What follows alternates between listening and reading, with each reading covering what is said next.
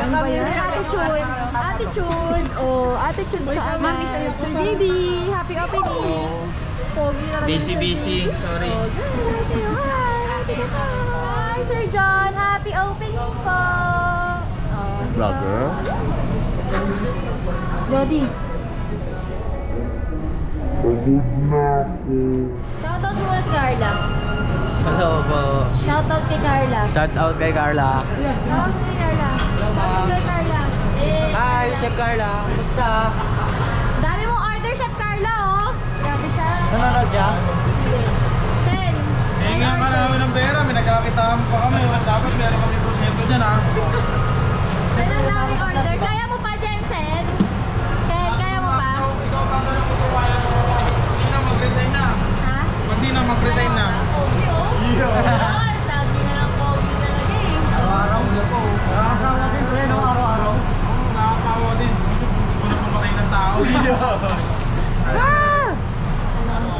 Sa mga, ano tawag dito? Kaya mo Sa delivery.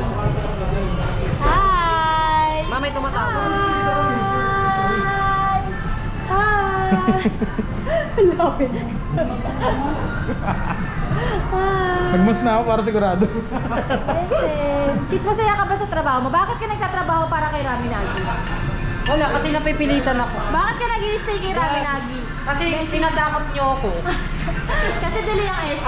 Natitreated ako ha? Sis, dili ang SC. Kaya nga, nakakainis. Oo. Kaya sila nag-i-stay sa Rami Nagi kasi dili yung SC. Ikaw, ano? Bakit? Kasi natatakot ako sa inyo. Sapilitan ka lang, Sisi Corn. Kahit malayo, no? Sapilitan, no? Sapilitan. Okay. Ikaw, Atoy. Sino paborito mong katrabaho at bakit? Si Jensel, ma'am. Bakit? Si Jensen.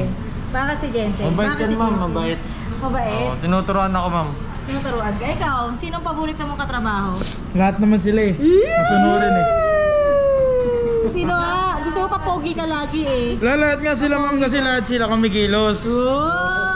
Gusto mo bumalik sa Magnolia? Gusto mo bumalik sa Magnolia? Atoy, gusto mo bumalik sa Magnolia? Ano, ma'am? No, thank you.